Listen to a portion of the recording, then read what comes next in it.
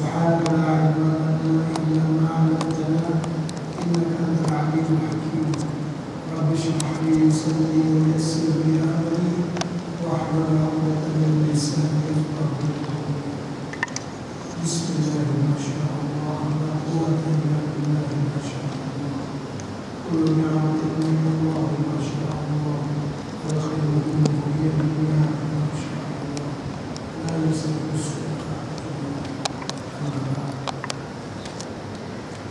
Alhamdulillah, di pagi yang mulia ini dapat kita bersama-sama berada di majelis ilmu yang mulia ini sambil kita juga berharap di masjid ini, dan pengajian kita dalam kitab Sayyid Salihin juzuk yang kedua bab yang ke-7, yaitulah adab-adab perjalanan zahir dan batin, di mana pembicaraan kita masih ada perjalanan yang zahir, itulah adab-adab musafir dan juga kemudahan-kemudahan yang diberikan oleh Allah Subhanahu wa Ta'ala untuk orang yang bermusafir, sampai kita kepada kemudahan yang kedua, ar-rukhsatu tsaniyatu at-tayammum. Rukhsah yang kedua, rukhsah kemudahan yang kedua yang dimudahkan di dalam musafir itu yaitu tayammum. Dan tayammum itu mempunyai 3 sebab. Sebenarnya bertayammum ini bukan orang musafir saja, yang di rumah boleh, kalau cukup dia punya syarat-syarat. Cuma orang yang bermusafir lebih berbeda kepada permasalahan, jadi mereka lebih keras untuk melaksanakan tayammum. Apakah lagi di zaman dahulu, di zaman kemudahan air bukan ada seperti sekarang.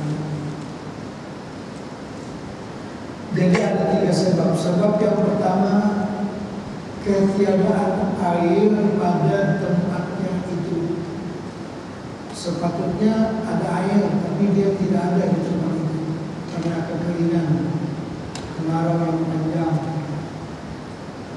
Atau ada air tetapi jauh daripada tempat berhenti itu.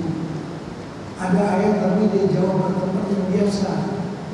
Nah, pergi ke tempat itu pula memakan masa. Ada jaraknya.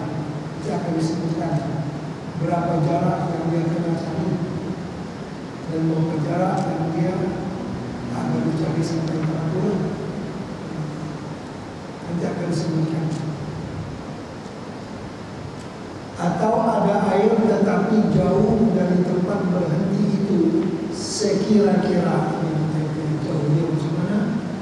Jika ia pergi ke tempat air itu, maka jika ditakdirkan dapat suatu berbahaya, maka berteriak atau minta tolong daripada orang yang di dalam tempat berhenti itu, niscaya dia dapat ditolong akan dia oleh orang yang di dalam tempat berhenti itu.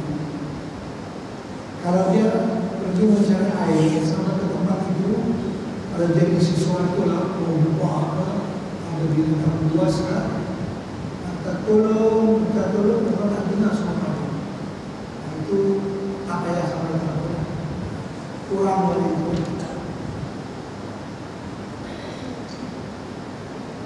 Yaitu tempat yang tidak berada orang yang di dalam tempat perhentian pergi berulang-ulang kepadanya karena hajat mereka. Biasa tak sampai tak pulang. Demikianlah disebutkan oleh Imam Al-Ghazali rahimahullah ta'ala di dalam Ihya Ulumuddin. Jadi tempat-tempat Haddul Ghaus, tempat kalau berteriak meminta tolong, orang bertolong dia. Kalau lebih ada yang mengutak, memang ada yang di sana ada. Tapi kalau jadi bawa minta tolong orang bertolong, itu termasuk sudah. Dan demikian lagi jika ada air pada tempat perhentian itu tetapi menegahkan akan dia oleh satu musuh, ada musuh yang terkadang, atau binatang yang buas, ada ular melintang di sana dekat telaga, maka ketika itu harus ia bertayamum jika hampir air itu sekali. Nampaklah telaga nampak, tapi tepi telaga tak ada yang buas, jadi tak ada ular. Itu sebab yang pertama. Sebab yang kedua, ada air tetapi sangat hajat ia kepadanya. Air ada tapi dia perlu, kerana dahaga pada hari itu, atau kemudian daripada hari itu, dahaga 2 hari. Rizal, air ada satu gram besar, tapi ramai ada 2 gram, tak cukup kalau itu pakai wudu, nanti tak cukup nak minum kadar 2 hari. Kerana ketiadaan air pada hari yang kemudian itu, maka harus ia bertayamum pada ketika itu. Dan demikian lagi jika ada air padanya tetapi sangat hajat kepadanya oleh kawannya, dia sendiri apa, tapi orang lain dulu yang bersama-sama di dalam kafilahnya. Kafilah itu rombongan, kafilah itu rombongannya. Maka tiada harus ia mengambil air sembahyang dengan air itu, tak boleh. Dan wajib ia memberikan air itu kepada orang yang dahaga itu dengan harga atau dengan tiada harga. Maksudnya dia ada air, dia dijual dengan harga yang berpatutan atau dibagi saja pada orang. Dan jika ada air pada hal yang berkehendak memasakkan daging, buah gulai, nak buat sup, ada air tapi nak masak gulai, atau membasahkan roti kering, maka tiada harus ia bertayamum. Kalau takkan nak buat gulai saja, apa ya? Guna air untuk bertayamum. Kenapa? Kerana dapat daging itu dimasakkan dengan dibakar. Kalau gulai kita bakar saja begini. Ada cara lain. Dan dapat roti itu dimakan dengan keringnya. Roti kering dimakan bukan? Daripada air itu sangat sedikit. Dan barang siapa ketiadaan air maka diberi orang akan dia, niscaya wajib ia menerima akan dia. Dia air tak ada, mau bagi tak terima. Tapi ada satu syarat, kalau mau bagi ini, tapi akan menjatuhkan marwah dia. Dia boleh bagi air kepada si orang, keahlian apa maksudnya kan? Ini mencemar nama dia. Free saja yang free, silakan. Tapi isi orang dia pun tak mau lah mencoba bersama baik dia apa semua. Boleh banyak air boleh, kamu ambil karena ada minat atas dia, ada udang di balik batu, ada sesuatu yang dia berbagi. Kalau tidak wajib menerima. Dorong bagi air, boleh butuh senang-senang. Tapi ada juga. Dan jika diberi orang akan dia harganya, bagi duit saja, beli sendiri, niscaya tiada wajib yang menerima akan dia akan harga. Jadi kita nak airnya tak wajib, betul kata orang beli. Dan jika ada air yang dijual oleh seseorang dengan harga misil, harga misilnya harga pasaran. Mungkin harga pasaran di kaki bukit tak sama dengan harga pasaran di puncak bukit. Macam di muka, satu botol air mineral di bawah di kaki bukit Jabal Nur, katalah serian. atas sana itu gua Hira dijual 3 rial. Merasa mahal 3 rial kan. Masalah angkat naik atas itu kita bawa badan pun berarti orang tanggung naik macam mana? Itu jadi lebih ya. Sepatutnya. Yang dijual 3 rial di atas kita kan 1 rial di bawah. Itu berpatutan di tempat itu. Ada air tapi dijual mahal, tak wajib mudah-mudahan. Tapi kalau dijual dengan harga yang berpatutan tadi, kalau mahal sedang per di bawah, itu patut harga di tempat itu boleh. Dan dia patut duit.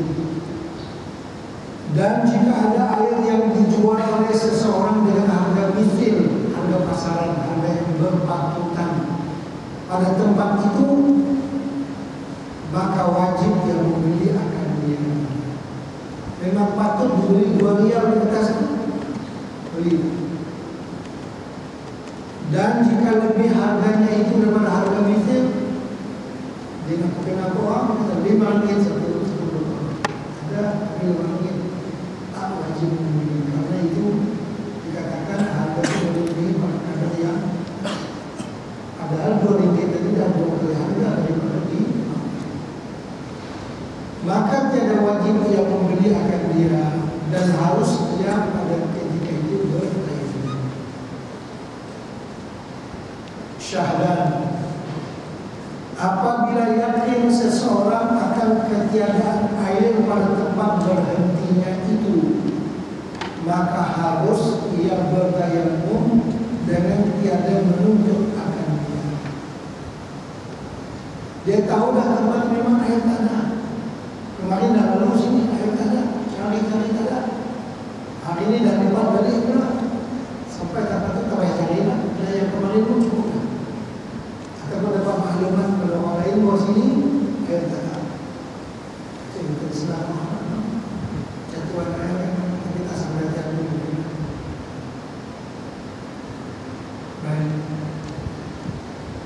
Jadi kalau dia sudah yakin di tempat itu tidak ada air, apa yang cari? Mana kemarin dulu lalu nanti cari ada hujan pun ada, apa pun ada, tak ada lah, tak ada hujan hujan. Dan jika tiada yakin ia akan keadaan air itu, padahal diharapkan wujud air itu, maka wajib mencari akan air itu, wajib mencari. Kalau tidak yakin, kalau sudah yakin, pada ketika masuk waktu sembahyang fardu, karena orang yang bertayamum ini, dia bertayamum setelah masuk sembahyang, waktu sembahyang, bukan macam wudu.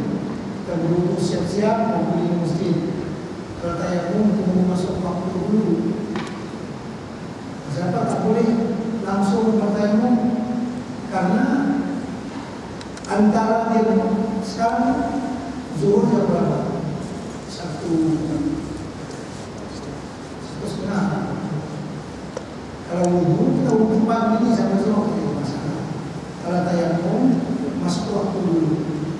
Kalau bertayamum sekarang ini siap-siap, nanti dah pergi sembahyang zuhur tak boleh. Karena boleh jadi pukul 12 hujan. Macam-macam, tak sampai waktu. Jadi karena itu bertayamum itu mesti setelah masuk waktu dan air memang confirm tidak ada. Atau tadi dijual dengan harga yang lebih pada harga yang berpatutan. Atau air itu diberikan kepada kita dengan satu strategi yang tertentu yang merosakkan nama baik kita bersama. Boleh tidak begitu. Dan jika tiada yakin ia akan ketiadaan air itu, padahal diharapkan wujud air itu, maka wajib mencari akan air itu pada ketika masuk waktu sembahyang dengan berulang-ulang pada keliling tempat perhentian itu.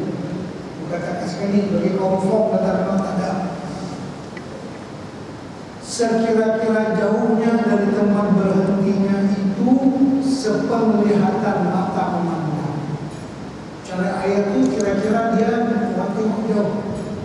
Itu kalau kawasan padang pasir, macam kita ni dalam 100 kaki ada pohon.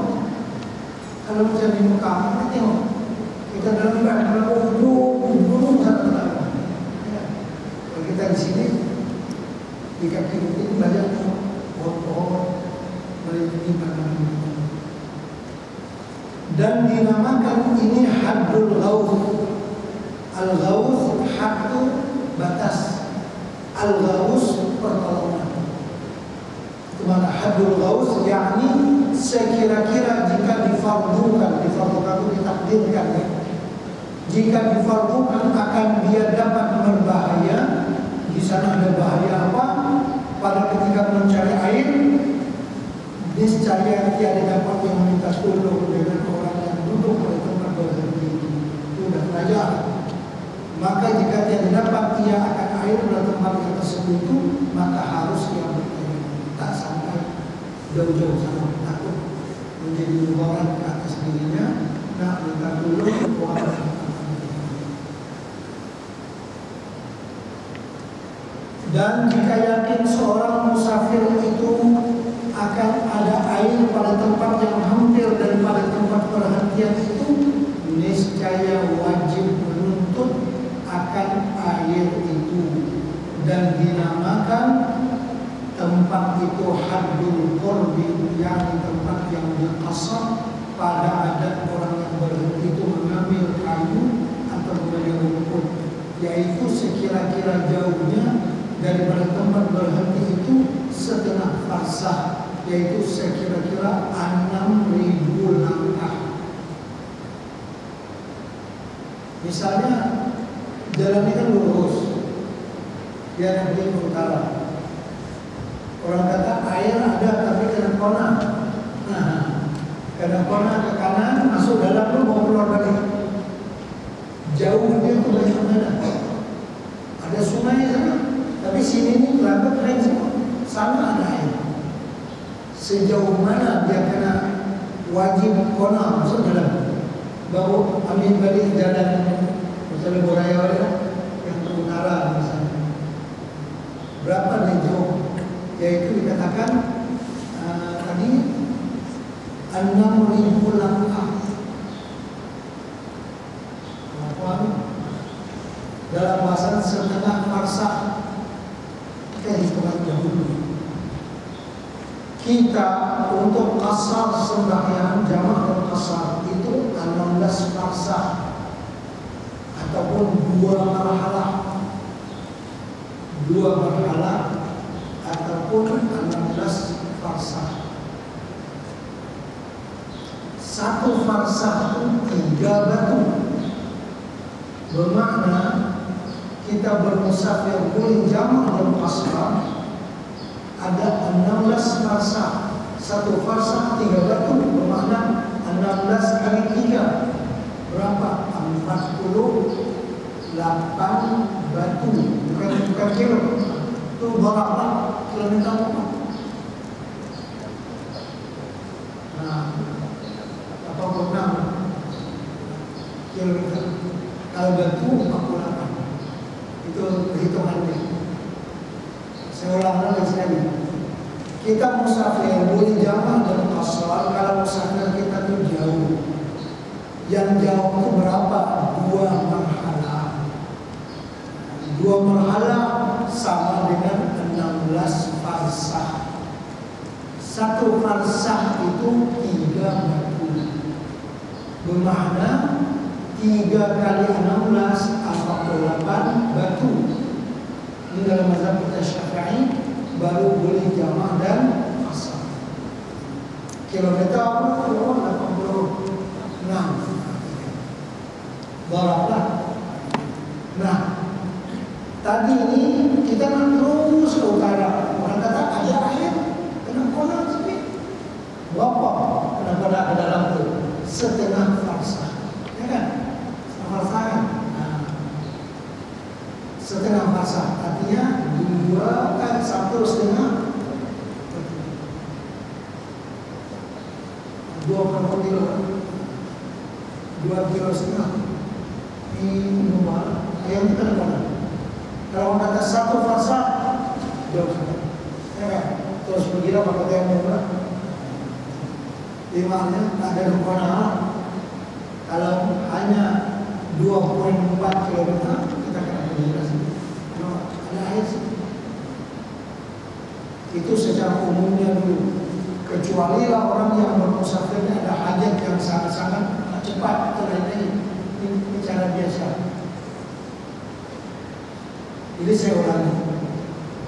Sekira-kira jauhnya dari tempat berhenti itu setengah farsah, yaitu sekira-kira 6.000 langkah, atau bahasa kita tadi 2,4 km. Setengah farsah itu 1,5 batu. Dan jikalau yakin ada air pada tempat yang lebih daripada haddul qurbi itu, yaitu dinamakan haddul bu'di, jauh, itu tak wajib mengganggu perjalanan jauh sana yang uzur. Sama juga dengan cerita sembahyang Jumat. Jauh mana rumah kita wajib sembahyang Jumat. Pada zaman dulu ini diukur dengan mendengar suara azan. Ada juga yang mengatakan kalau orang itu sembahyang Jumat berjalan kaki balik dan sebelum malam jauh itu masing-masing kan. Ya, lepas sembahyang Jumat balik rumahnya jalan kaki sampai rumah sebelum malam jauh. Tapi suara azan sekarang bukan suara biasa, pakai suara besar, suara azan. Dan semua di kampung mana ada lampu yang jauh. Ini cerita zaman dulu. Baik. Jadi kalau lebih pada setengah farsah, lebih pada 2,4 km, niscaya tiada wajib yang menuntut akan dia, dan harus ketika itu ia bertayamum. Dan demikian lagi jika diharap akan dapat air itu pada tolan yang bersama-sama musafir itu, maka wajib yang mencari air itu di dalam waktu dengan ditanyakan kepada orang yang bersama-sama di dalam kafilah. Dia sendiri air tak ada, tapi tanya, ada siapa bawa air tak? Tanya. Kata kami ada sedikit ya, satu tanya. Tapi ada banyak, boleh beli berapa? Tapi dengan harga yang bermanfaat. Dan jikalau lupa dia akan air pada tempat perhentiannya, dia lupa. Masa lalu ni kata, belah sini ke belah mana? Lagu apa? Saya lupa. Dia tak dalam 60 kilometer. Dan sekarang kan, masa kata dekat bukit ni lah. Tapi tak nampak dulu ada macam-macam. Dia ragu lah tempat adanya air. Jikalau lupa ia akan air pada tempat perhentian itu, atau lupa ia akan belanja yang pada tempat perhentian itu, tak mana orang kesabut asalnya, maka lalu ia bertayamum dan sembahyang ia, kemudian maka nyata air itu niscaya wajib ia mengulangi dan sembahyang. Jadi kata kita terlepas adalah tayamum pas sembahyang jalan-jalan lah jumpa ni je kalau itu belang balik karena dia lupa. Sepatutnya kalau dia yakin tadi apa tayamum terus sampai jumpa telaga dulu, tapi dia lupa. Dia pun cakap kita dah belajar berapa tayamum yang dah lagi jalan satu kali jumpa mana dia taksir dan dia lupa. Artinya tayamum itu tidak sah. Berbeza dengan air datang sewaktu dia sudah sembahyang, lagi sembahyang. Dia sembahyang dengan tayamum, masa ada air. Lagi sembahyang hujan turun lebat. Itu misalnya sembahyangnya itu terasa karena selesai dari jalan itu. Tadi itu tak sangka. Rupanya ada seorang istisqa. Lepas sembahyang berdoa, hujan turun, tak sangka. Yang itu dia tak baca pula. Kalau yang dia lupa tentang letak belakang ni, akhirnya dia jumpa itu wajib berdoa. Karena taksirnya pada lupa. Kalau yang ni memang dia tengok ayat ada harapan nanti awan itu tak apa, ada tanda-tanda hujan ni. Mau sembahyang, mau satu rakaat. Oh, hujan lebat kemudian air diambil. Mana? Orang yang tadi yang lupa itu wajib diulangi sembahyang. Ada yang hujan kita selesai. Macam kita sembahyang jamaah takdim. Kita sembahyang jamaah takdim ditambah ke Kuala Lumpur, rumah di Kuala Lumpur. Buat dia sembahyang zuhur dan asar ditambah. Sampai ke rumah di Kuala Lumpur, kuping tak asal lagi kan?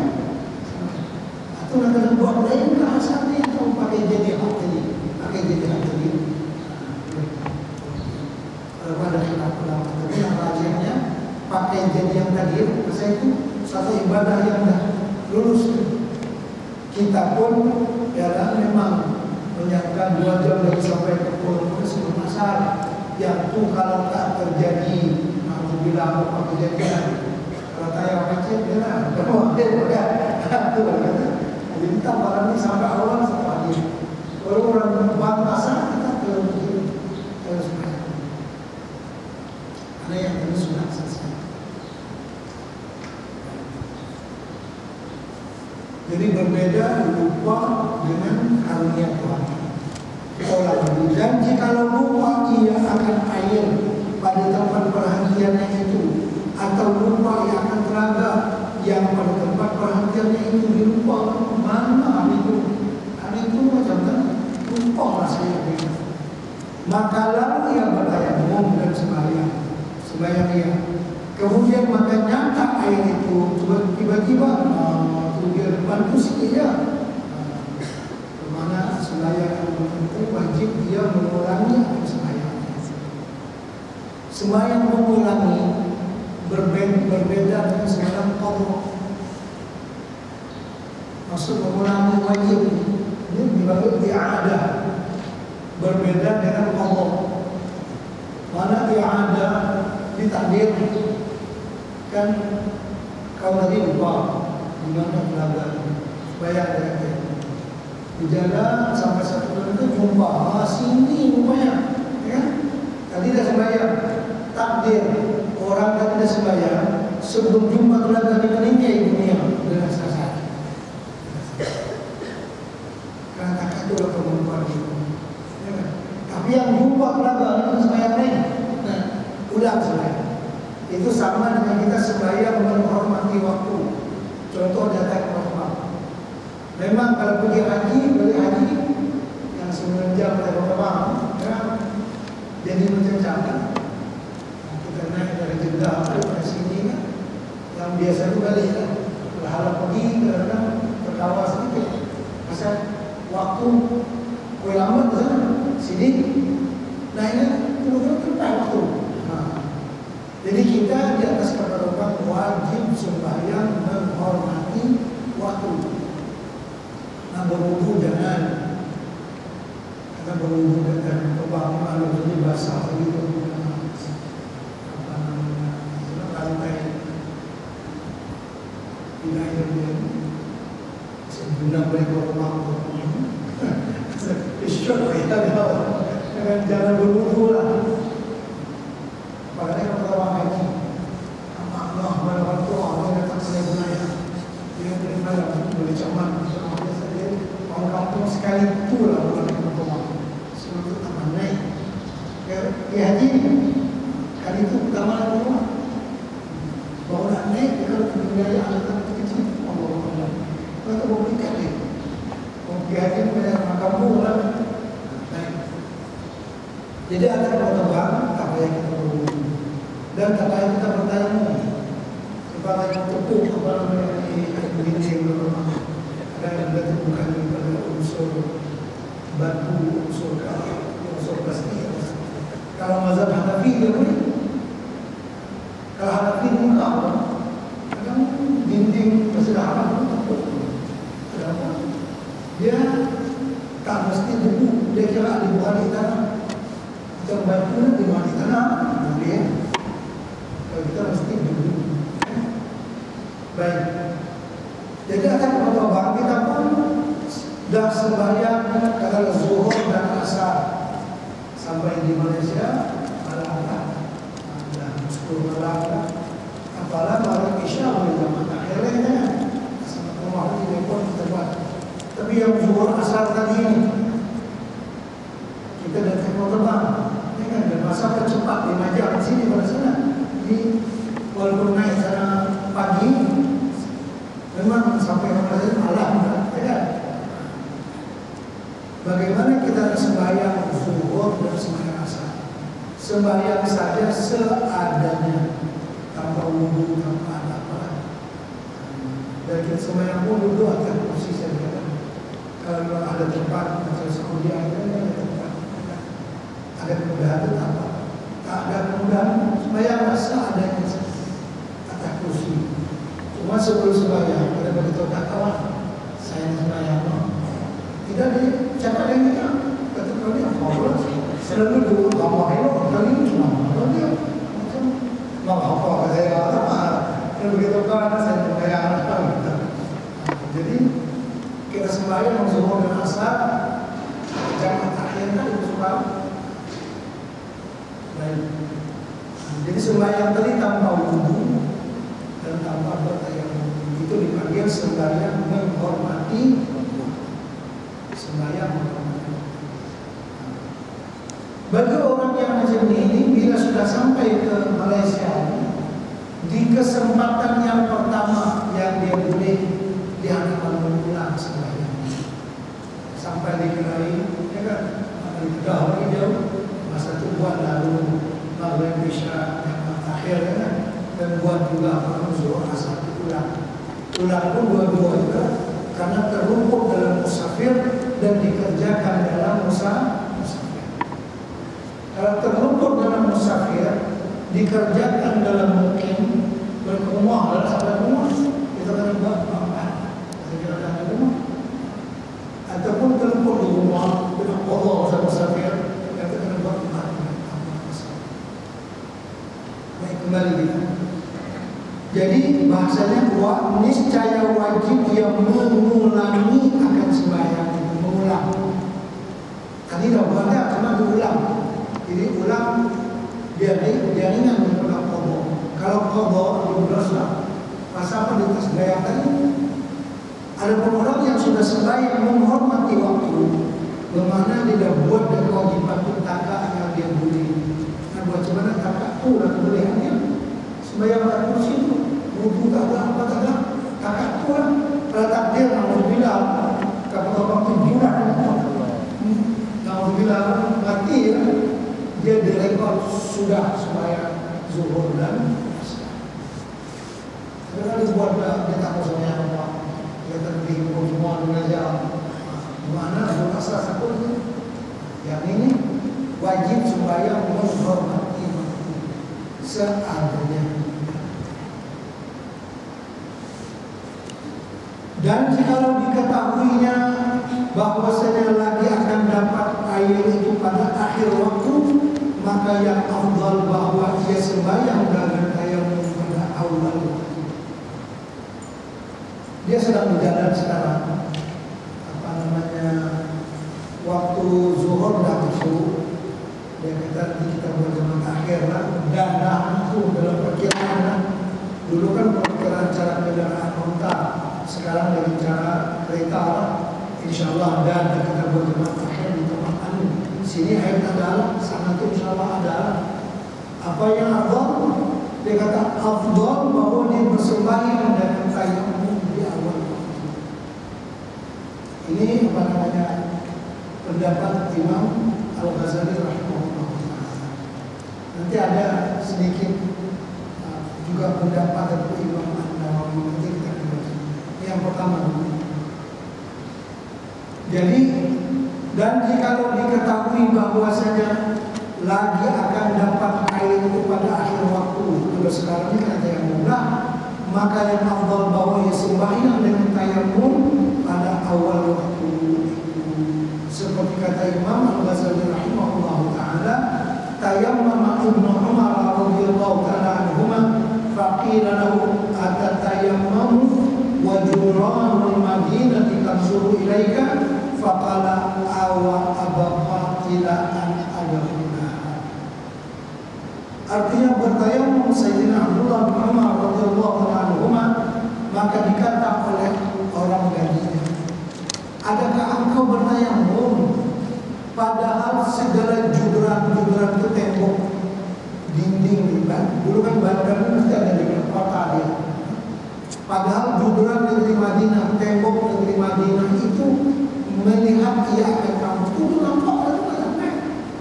Mana kalau sekarang ini memang air ada, kalau tunggu dalam setengah jam dah sampai dah tunggu, kita beli wudhu lah situ senang, ya kan? Sampai ke rumah lah. Sekarang Tuhan bertemu, kalau kita lambatkan sembahyang dan lah sampai ke Madinah, air ada di sana. Katanya ke dia, adakah engkau bertayamum padahal segala juduran dinding negeri Madinah itu melihat dia akan kamu? Kenapa? Nanti kita akhirkanlah dulu. Apa jawaban Sayyidina Abdullah bin Umar? Katanya, adakah kekal aku hingga bahwa masuk akan dia? Kamu menjamin aku itu sampai masuk aku? Allah, begitu hidup semua berjasa. Ini pedoman Imam Al-Ghazali mengatakan bahwasanya bertayamum di awal waktu lebih afdal daripada berwudu nanti di akhir. Itu pendapat Imam Al-Ghazali. Dan kata Imam An-Nawawi rahimahullahu taala di dalam matan Al-Minhaj, wa in tayaqqana wujudal ma'i akhir al-waqti fantizaruhu afdalu aw zanna wujudahu fa ta'jilu tayammumi afdalu fil asmar. Ini pendapat yang lebih adil, pendapat yang lebih mudah. Artinya, dan jika yakin akan diperoleh air pada akhir waktu, maka menanti akan air kerana sembahyang pada akhir waktu itu afdal. Artinya kan pendapat Imam Nawawi berbeza dengan Imam Al-Ghazali. Al-Ghazali mengutamakan menyegerakan sembahyang di awal waktu walaupun dengan tayamum. Imam Nawawi masih mengafdalkan biar di akhir waktu asalkan berwudu. Sama juga masalah yang terkait dengan sembahyang berjamaah. Kita di awal waktu sembahyang bersama-sama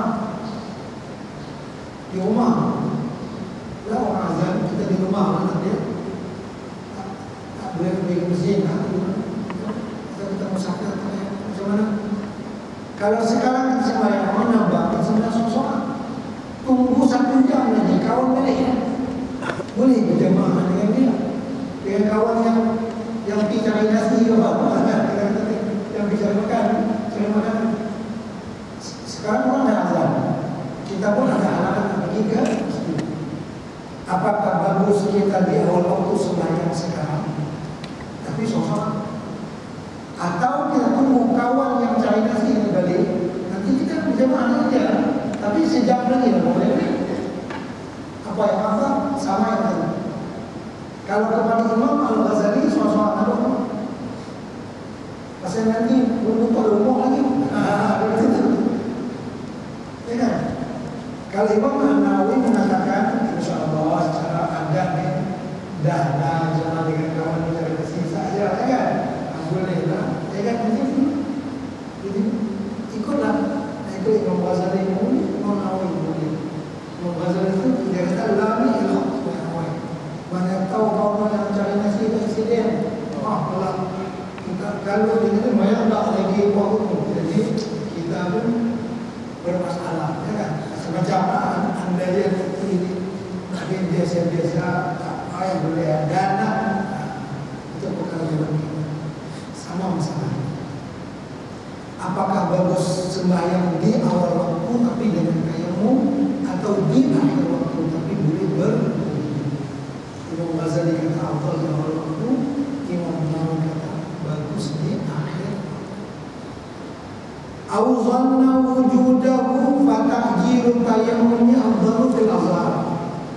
Ini dia menyangka insyaallah adalah air nanti di akhir waktu, tapi tak ada yakin sangat. Kalau yang pertama itu yakin memang ada air, itu ada pasti kemarin banyak air ada. Kalau dia ragu kata habis bahwa air ada keraguan, baik sekali. Jadi kalau dia ragu, maka bertayamum di awal waktu lebih baik daripada nanti. Karena dia ragu. Sampai-sampai tertentu kata menunggu dia habis juga, ada tayamum juga, terlumpur awal waktu. Dan jika yakin akan diperoleh, kita kembali memperhatikannya. Dan jika yakin akan diperoleh air pada akhir waktu, maka menanti akan air kerana sembahyang pada akhir waktu itu, yaitu afdal. Atau zon ini 75%. Dia ada 3, bahkan 4 lah. Yang pertama yakin, confirm itu 100%. Kalau zon sangka, menyangka itu 25%. Itu mana? Beza antara yakin dengan syak. Jadi kalau dengan zon, kalau yakin 100% ada, kalau zon 75% ada, kalau syak 50-50. Nah, ada yang kata ada ni sama istilah kata ada yang boleh, kata tak ada pun boleh. Kalau 25% yang kata tak ada apa itu namanya waham. Waham. Ada 4 macam. Pertama yakin 100%, yang kedua zon 75%, yang ketiga syak 50-50, yang keempatnya apa waham tinggal 25. Masa tak ada itu. Tapi apa yang ada menjadi ada, harapan itu kecil. Itu namanya waham. Ini perbezaan yang digunakan dalam istilah fikih dalam fiqh. Kalau dia zon, dia yakin, dia syak, dia waham. Ini zon 75%. Atau zon akan diperoleh air pada akhir waktu itu. Kalau setakat zon saja, maka menyegerakan sembahyang pada awal waktu itu dengan tayamum afdal pada kaul yang tersebut. Jadi Imam Nawawi sama kembali dengan Imam Al-Ghazali, kalau air di akhir waktu itu adalah zon saja, bukan.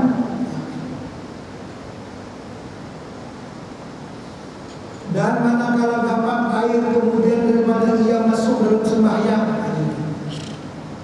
dia bertayamum sembahyang zuhur sekarang, lagi sembahyang hujan, niscaya tiada batal sembahyangnya. Mana hujan itu tak tersangka. Kalau nampak mendung dekat-dekatnya itu. Dan tiada wajib yang mengambil air sembahyang dengan mengambil air sembahyang dengan air itu air hujan tidak wajib. Dan jika dapat ia akan air dahulu daripada ia masuk di dalam sembahyang itu, niscaya batal tayamum. Kan ada 2 macam. Pertama dia bertayamum, sembahyang zuhur misalnya. Lagi itu sembahyang hujan turun, itu terus ada masalah. Selesai. Terus sembahyang dengan tayamum. Baru nak mungkin sembahyang hujan. Itu yang itu batal tayamum, kena berwudu lah. Karena sebelum masuk sembahyang.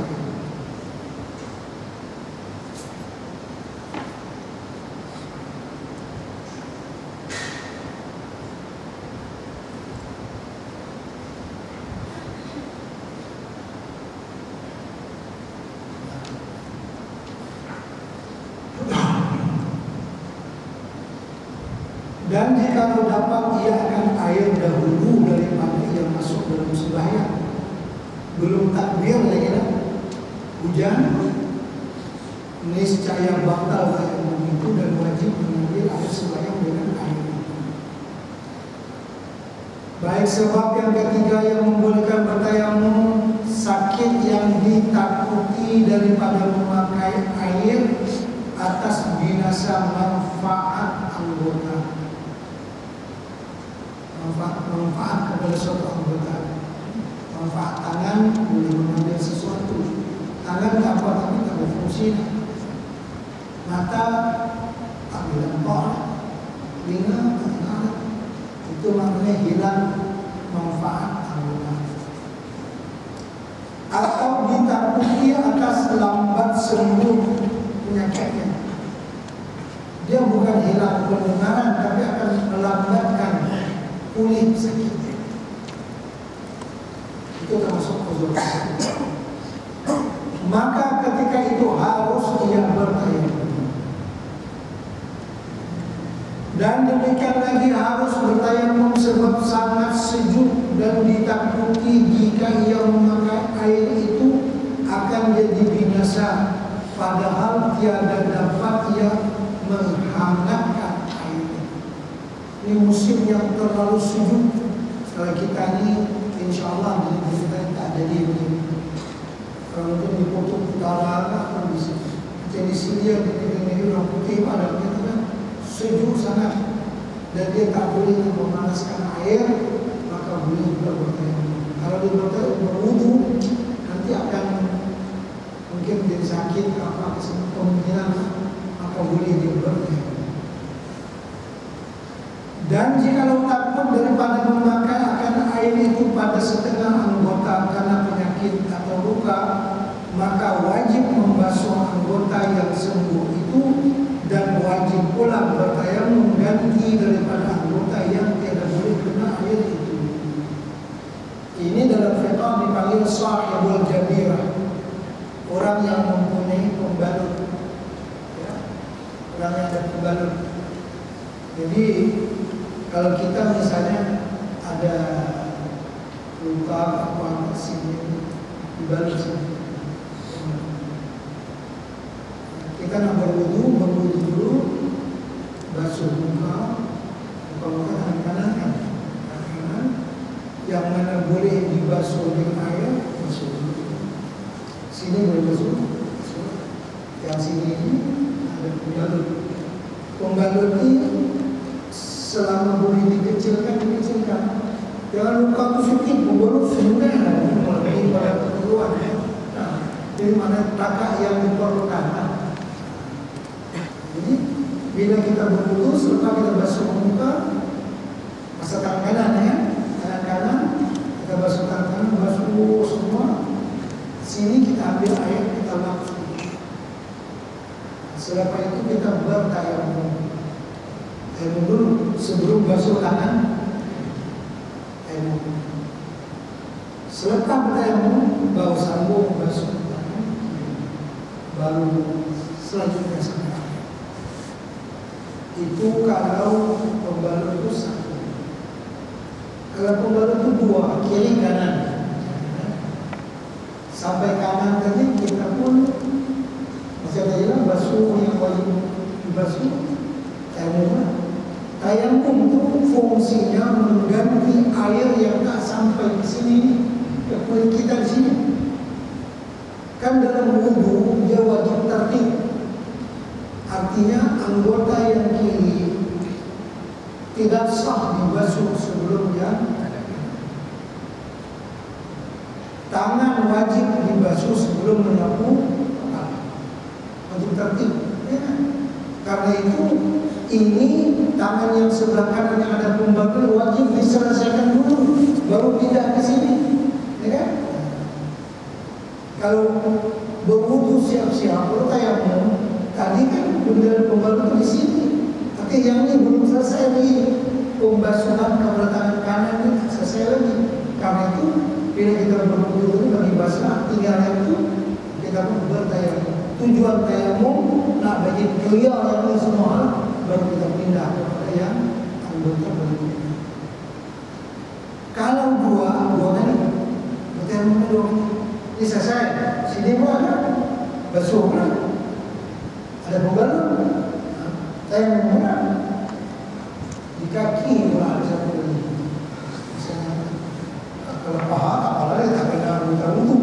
di kaki mungkin kita tapak kaki itu ada pembalut di situ kan, maka takak 3 kali betul. Basuh kaki kanan, sebelum basuh kaki kiri tayamum pula. Bagi kelihatan itu, kalau lebih perhatikan yang butuh semua pakai sekali. Itu yang Allah pasal 5 kali itu itu al-amru idza dhaqa ittasa'a wa idza ittasa'a dalam surah hukum bila dalam proses dia luah bagi kalau bodoh dia bagi hal ini.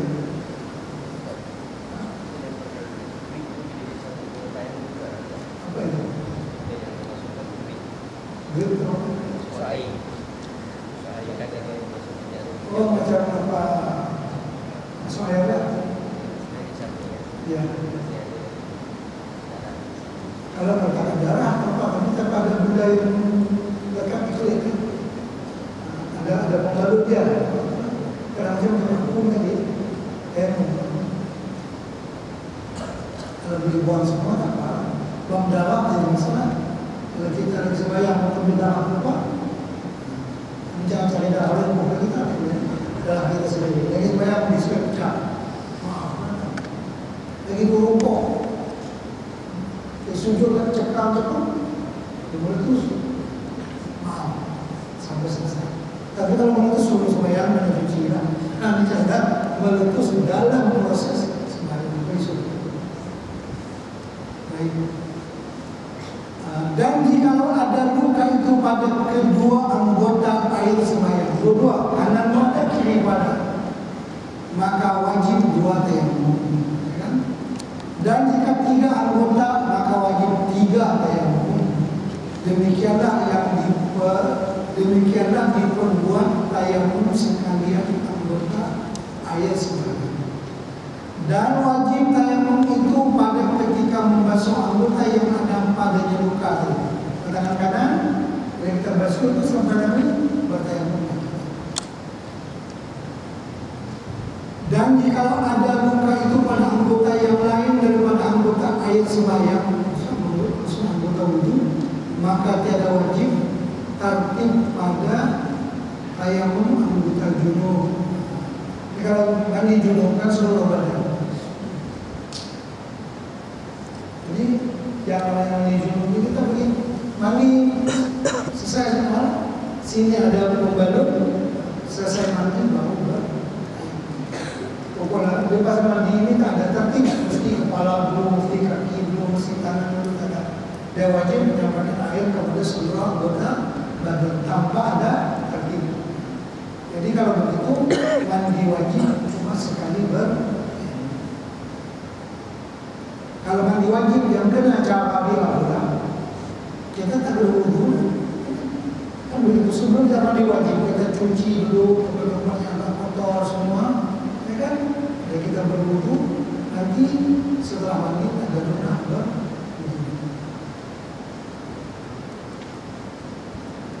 dan jika ada luka itu pada anggota yang lain daripada anggota air sembahyang, maka tiada wajib tertib pada tayamum anggota junub yang tiada kena air itu. Dan wajib mengqadhakan akan sembahyang jika ia bertayamum sebab sangat sejuk. Tadi yang sangat sejuk di bertayamum itu wajib dia qadha, dia i'adah. Atau ia bertayamum sebab ketiadaan air pada tempat yang ghalib oleh air pada tempat itu, sama ada mungkin ataupun mustahil, itu kena ulang lagi. Dan demikian lagi wajib diqadha sembahyang orang yang bertayamum di dalam safar yang mengerjakan maksiat. Jadi bukan yang maksiat, tapi sembahyang kok. Dia kan yang boleh asal jamaah tayamum ini safar pada taat, musafir pada ketaatan, jangan ngaji, jangan jaga. Kalau makan angin pun ada khilaf. Kalau nak bikin bola, tengok nak tengok apa sebenarnya. Itu maksiat. Tak boleh kasar, tak boleh jamaah. Masalah musafirnya untuk maksiat. Seperti hamba yang lari daripada penghulunya, hamba lari dari Tuhan. Dia terberi jamaah, ambil masalah sebagai satu gerakan katanya. Dan seperti perempuan yang derhaka akan suaminya, jauh-jauh menikah istri supaya beliau boleh bisa dilari pada apa namanya suami dengan tiada izin suami dan barang sebagainya. Masih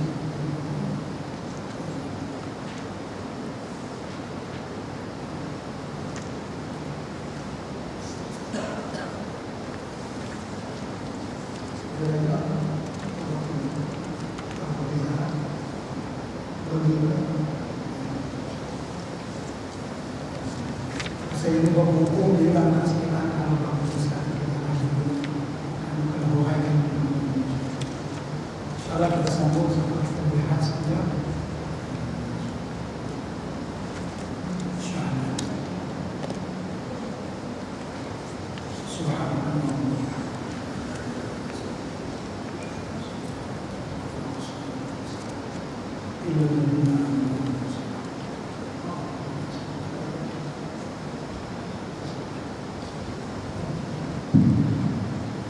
Assalamualaikum warahmatullahi wabarakatuh. Alhamdulillah. Saya nak buatkan rumah sikit bagi pihak kampung kita. Sebenarnya kita ada satu tawaran yang dibuka oleh Tuan Guru kita sendiri. Kerana sebelum ni banyak projek daripada Tuan Guru ni, Tuan Guru sendiri yang buat atas usaha beliau dan murid. Dan kali ni kita minta kepada Tuan Guru untuk menawarkan kepada kita pelaburan akhirat insyaAllah untuk pembinaan 5 unit selama di Bagan. So, sebenarnya ini tawaran kepada kita, bukan kepada Tuan Guru. Supaya kita dapat sama-sama memanfaatkan ganjaran dari Allah SWT. Siapa yang kita menginfakkan kita dapat ganjaran 700 kata insyaAllah.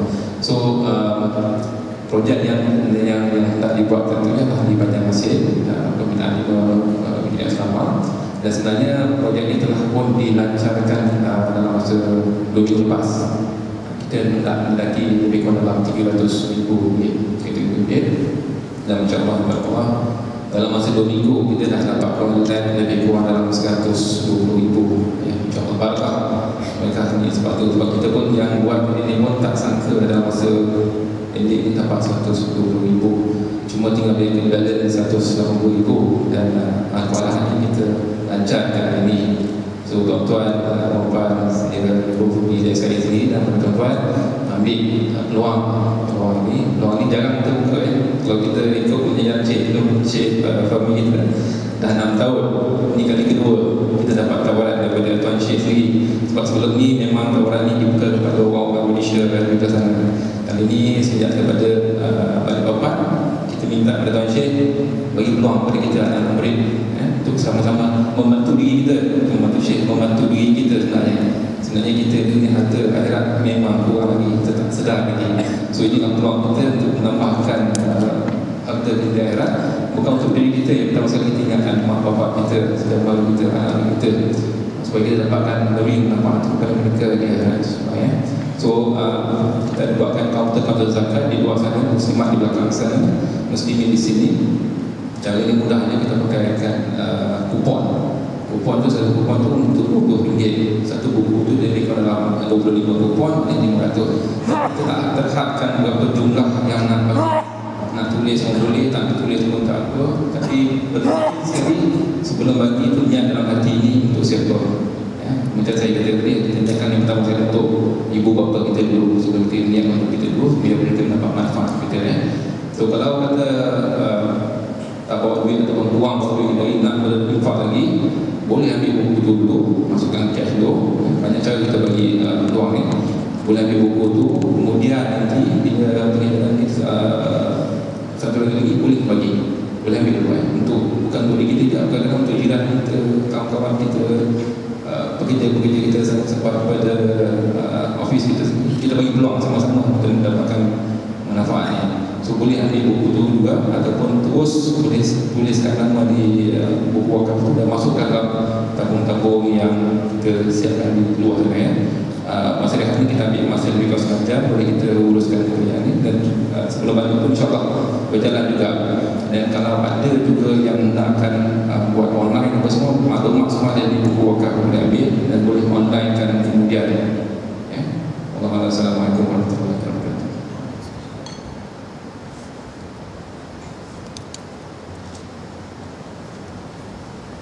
Tuan-tuan, kita sediakan jamuan ringan belakang sana, muslimin di usaha dan muslimat di belakang, muslimin di belakang.